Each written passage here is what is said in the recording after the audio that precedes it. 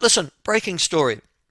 Um, we will be talking this morning. I'll introduce you to our guest, but I want to introduce you to something else at the moment.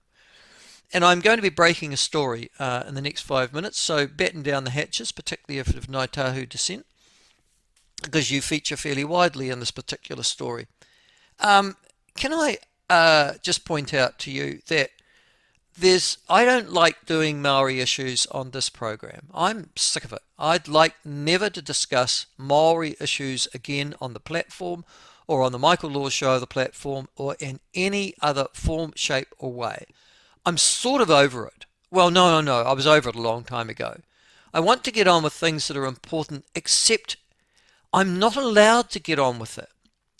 I don't mean to raise them constantly because they keep raising themselves, and they raise themselves because they represent such a fundamental clash of values and principles in this country, and I think they threaten the fabric of what it is to be an equitable, or rather equal, society. Yes, I have made those two words distinct. That latter word, equity, it's being used now these days as a weapon, not to provide equality, but to deny it. And it's never better seen when in the discussion of Maori issues. Listen, what's equality mean to you? Equality means to me, at least, and I'm sure it means to you, where everybody gets the same or similar opportunity to advance in life based upon one's merit, talent, and hard work, some combination thereof. So as long as we're all given that equal opportunity to go, in other words, we arrive at the start line and said, there's life, off you go. Now we all start from slightly different positions on the start line, that's true, but as long as we have that same opportunity, a free education, access to training, the ability to develop our own potential and talent, to be rewarded for such, and to be gaining position or rank in our society or advancement based upon that merit and that hard work, because those two obviously go together, you can't have one without the other to get on in life, then we're a happy society. And we've always recalled ourselves an egalitarian, equal society in this country, and I think with justification when we look at the rest of the world. But in the last, 20 years, there's another word that's entered this lexicon, or entered the political or moral landscape of New Zealand, and it's called equity. Now, equity is when you decide, and it seems to be that this is the definition of equity in 2025, when you decide that certain groups of people are both disadvantaged and need uplifting, and you have to disadvantage other groups of people to do so. Okay? So that seems to be the modern definition of equity. You're disadvantaged because you were born disadvantaged. I'm now going to equitize, to equalize your opportunity. But to do that, I've got to deny another group of people the opportunity to succeed. So I'm actually going to deny equality, and you would think equity, meaning fairness to them. Classic example, places in med schools, Auckland and Otago University, for people of certain indigenous backgrounds, and even those smarter people who've worked just as hard, if not harder, have got better grades and would make better doctors, will deny them the opportunity to be trained as a doctor in this country because we're using equity to bring up those people over there who don't have the same talent, marks, or hard work in their background because of their indigeneity or ethnic background. Okay, all right. So at that stage, equality and equity are now clashing fundamentally in the middle, and you can't have, it appears, both in this country. On the basis of that, I want to introduce you to Oceania Gold, and this is the breaking story this morning. And I am being told, because the people who have written this report say that their report is the intellectual property of them, and that, quote, any use, dissemination, distribution, or copying by electronic or in any other form of this report, and any of its contents is strictly prohibited unless prior written approval is obtained from Okaha on behalf of Kai or Ngai Tahu. Okay, so I'm going to ignore that. All right, so here we go. And I think, is symptomatic of this fundamental clash of values that we have in this country, which is why I can't ignore Maori issues on this particular show, because that fundamental clash has set us up in the future for only conflict and certainly not for consensus. All right, here we go. Just very quickly, Macraes is a gold mine in north of Dunedin, or sort of inland and north of Dunedin. It's known as Oceania Gold New Zealand Limited, and they've had a gold mining operation for a long time there. They are seeking to move to what they call Phase 4, just to confuse it more. They know it also as Stage 3 of their particular operation. So they're going to take over land that is adjacent to them for the point and purpose of continuing their gold mining operation. Now, this isn't the big one, Santana, which is just down the road from me. This is Macraes mine that's been going now for some time. To do that, they need to go and get what's known as a cultural assessment report. All right? Now, a cultural impact assessment. All right. It's mandatory that they get one. So they've got to go and commission one from the local iwi, which is Ngai Tahu. All right? And Ngai Tahu down in this neck of the woods have a commercial entity called Okaha, A-U-K-A-H-A, which monetize essentially the commercial operations, and it has to be said, the cultural aspirations and ambitions of 3 particular runanga within that particular iwi. And so anyhow, they have done a a cultural assessment report of the expansion of Macraes Phase 4, the Oceania gold mine in Otago. Listen, I won't take you all the way through it, but I will say this to you. At the end of the day, this 84-page cultural assessment says no.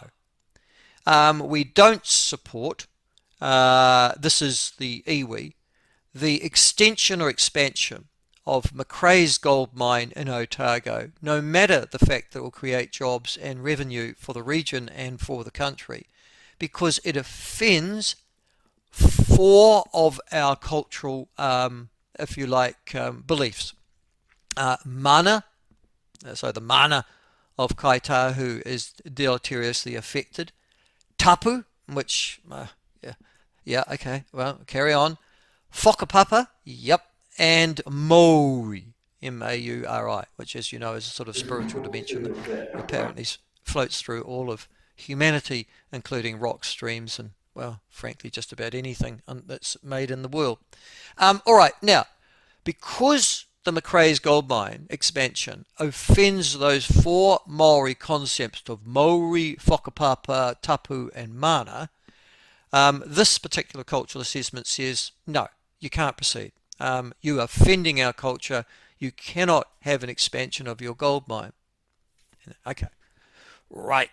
Okie dokie. So it's now left for some agency of the state, presumably a fast-track legislation somewhere, or a resource management process somewhere, to be able to determine whether or not this process follows. But this cultural assessment stands in the way. It's essentially almost, if you like, a spiritual/cultural veto from Ngai Tahu of a particular project, 84 pages of it. And this is the point that I want to raise with you. So I've given you the background, and now we get to the next point. Except if you pay money to Ngai Tahu. Now, I've never seen, now we've believed for a long time, many of us, that Maori iwi throughout the country are shaking down commercial operations and utilising their cultural assessment and impacts in their particular world or te ao Maori and religious views to monetize their culture and to extract money from people on what appears to be some form of grift or graft, that they will stand in the way of progress in this country and of economic advancement by utilizing their cultural background for monetary purpose. And the best example of that, I have to say, that in recent time would be 3 small runanga in North Otago and the Waitaki who managed to shake down Meridian Energy for $50 million over 25 years, I guess, right, $2 million a year. No, $100 million over 50 years. What am I talking about? $100 million over 50 years for the point and purpose of not standing in the way of Meridian renewing its consents for its dams and hydroelectricity concerns along the Waitaki Valley.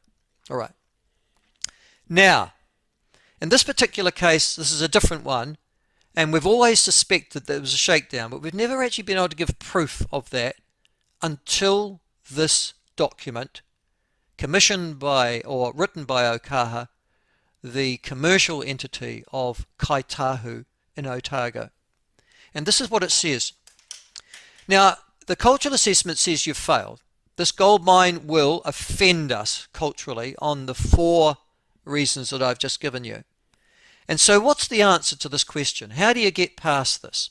Well, here it is. And I'm just going to, it's all written in one sentence, on one paragraph on page 54 of this particular cultural assessment report. And I'll read it to you. Quote, the expectation is that Oceania Gold will compensate Ngai Tahu where these impacts on cultural values cannot be avoided, remedied or mitigated. There's the word, compensate.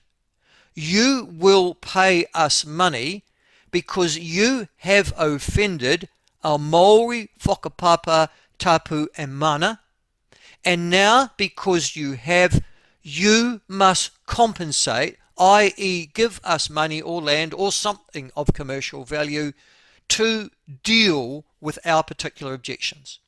Black and white, page 54 of Ōkaha's so-called confidential cultural assessment report. Listen, I have never seen it so boldly written before, but just think of the perverse incentive that every iwi now has in this country, and Ngai Tahu and Ngai Tahu, well, as they're sort of locally known because it's a dialect issue, have never better illustrated it. Every iwi, every commercial enterprise is given a perverse financial incentive to culturally argue that every form of commercial enterprise in this country, particularly involved in fast track or on a large scale, must be opposed because there is a clear compensation that you will give us. And this is the latest one that I'm breaking today. Here is a Ngai Tahu shakedown using their cultural and spiritual beliefs to monetize, to demand compensation, or they will oppose the project. Now, in some ways, I'm almost not blaming iwi. It's almost sort of like, it's not their fault. You've given them this perverse financial and cultural incentive to veto everything that is good in this country and every enterprise that is going to create monies in this country on the basis that you gave them that power to do so, to corporatize, to monetize, to weaponize their particular cultural and spiritual beliefs for the point and purpose only of extracting money from corporate and commercial enterprise in this country. This is the reason that I will not let Māori issues die or be denigrated or downplayed in any way on my show. Because this is the clear clash of cultures and of worldviews that is holding this country back.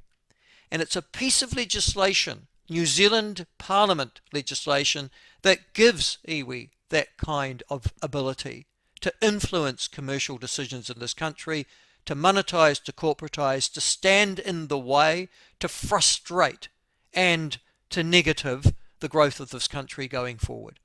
And when those cultural values create and play out in exactly this way as with the Oceania Gold Prospect in Otago, then you know that not only are we not living in a democracy in this country, but we are living in a country in which this is going to get worse, not better. And unless somebody in some government has the balls and the decency to stop this, it will continue to the ultimate and ongoing disadvantage of our country.